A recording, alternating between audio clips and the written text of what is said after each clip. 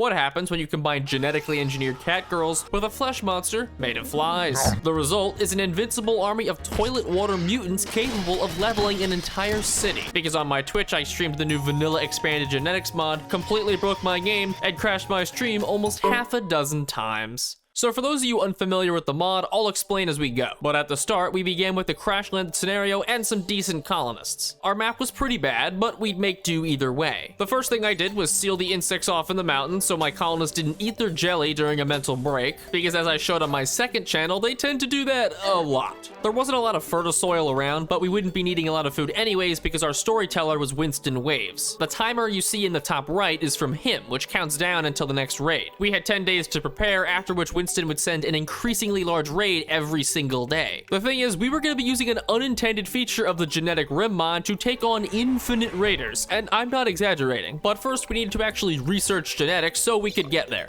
What's the first one? Genetic recreation, genetic alteration. I think it's this one. I decided to build my entire base out of wood, which surely won't harm us later. But to the right of our crops, there was a tunnel through the mountain. This is where we'd be filtering all the raiders through in order for our cat girl abomination strategy to work. It also just so happened to be where we'd be doing all of our genetic experiments, which was very intentional. We started to give our colonists their own rooms, got a mad hare, suplexed said mad hare, and we're about a third of the way to Winston sending raids our way. But we had researched the start to genetics, which meant we could build our first gene morpher. This is where we could insert genes to create new animals, or people. To actually get genes, we needed to research one more tech to turn corpses into usable biomass. So our colonists went and violated several wilderness conservation laws and raked in the bodies. After we collected our ethically sourced fuel, our genetic research finished up and allowed us to get going. This allowed us to build a tissue grinder and a genome extractor, both of which grind corpses into usable material for our gene morpher. This would allow us to actually create new hybrid animals and people. Our first attempted genetic spawn was a rodent paragon, a combination of rodent DNA to create a super rat that transmitted the plague on its attacks. But more importantly, it had a 25% chance to fail being created and instead spawn a flesh growth, or as I would say, a 25% chance of success. Unfortunately, the gene morpher process takes a while to finish, so we need to hold off raids until then. In the meantime, we repurposed the local wildlife.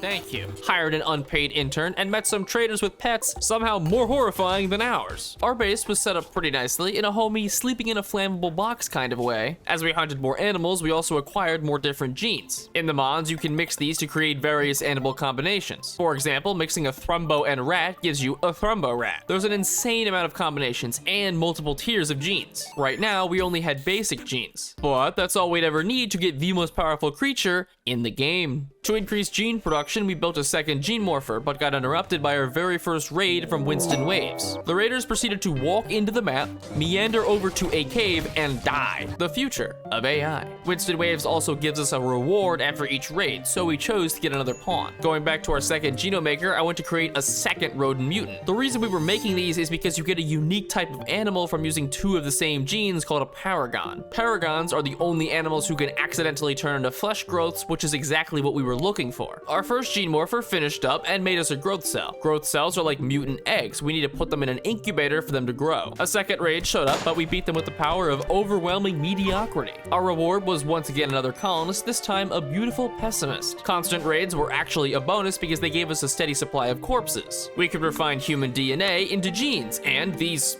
things. Unfortunately, constant raids were also going to be a problem because we barely had any weapons, and Winston quickly sends raids larger than what any normal colony can handle. I did go ahead and make a hallway of traps, but that wouldn't hold for long. The next raid was handled, and we were presented with some interesting rewards. I went with 3 random weapons and got crossbows and a golden spear. The fourth raid came and went. Then our first rodent paragon was created, but it wasn't alone. We got a manhunter raid of genomorphs with 1 rodent paragon and 2 chicken philos? That sounds like a Chick-fil-A meal. Yo, I'll take the number 7, the oh god, it's still alive. We sealed ourselves off and waited for the next raid to take care of it. Unfortunately, the raiders beelined for the mountain and started digging through. Luckily, they thought we were doing a Rust 1v1 and used sniper rifles in melee. In turn, we got a very special reward of some random Arco artifacts, which somehow gave us 5 animal pulsars. We did still have to fight the mutants, so we promoted Poopy to employee. He got sepsis from the rat and died died. But back to the animal pulsars, they gave me a special idea. By activating them, they turn every animal on the map Manhunter. So I sealed every entrance off and sent the next raid early. I mean, really, how effective could they possibly be? In about 5 seconds, raid number 6 was beaten to death. As wave 7 turned to 8, 9, and 10, our army of animals proceeded to annihilate everyone, and I still had 4 pulsars left. Each raid we sent early also gave us more rewards, so we were getting pretty rich. And just as I thought things couldn't get any better, somehow they did.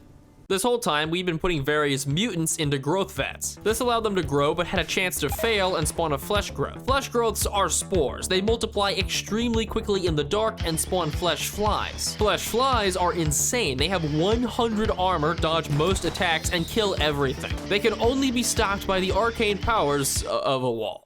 Yeah, that's pretty much it. By sealing off every entrance into our base, we made sure the flesh flies couldn't hurt us. This would also mess with the AI of raiders. You remember how at the beginning of the game, there was a bunch of raiders who walked straight into an insect hive and died? Well, that's because raiders prioritize insect hives because they count as hostile buildings to be destroyed. Flesh growths function the exact same way. They draw the aggro of all raiders and force enemies to go straight for them. With insects, enough raiders will eventually win and move on to your base. With flesh growths, that doesn't really happen. So we waited for the next wave to happen to see the raiders get...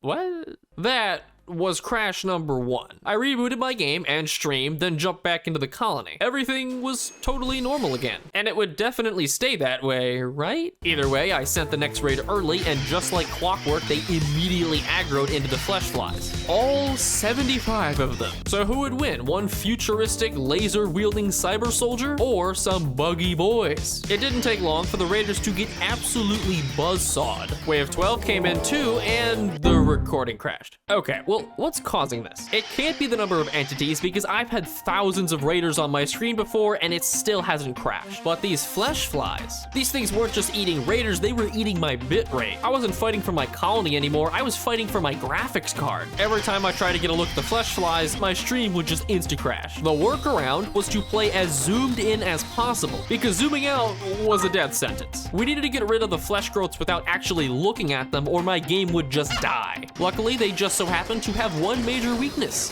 fire. I grabbed some Molotovs and chucked one into the cave. Then I moved my camera all the ways to the very corner of the map and waited. What's happening to my screen? Guys? I waited a good minute, and when I returned, we killed about 100 flesh flies and upwards of 200 flesh growths. We created a strategy so potent, so devastating that only someone with a NASA supercomputer could actually utilize it. I thought flesh growths were scary because they killed your colonists, but apparently they're terrifying because they'll just annihilate your bitrate. Seriously though, this mod is amazing. So a huge thanks to the Vanilla Expanded team for bringing back and updating Genetic Rim. The mod has a ridiculous amount of content and replayability, so I'd highly recommend using it. Regardless, subscribe, follow me on Twitch, or do neither and just comment this. Thanks for watching. See ya.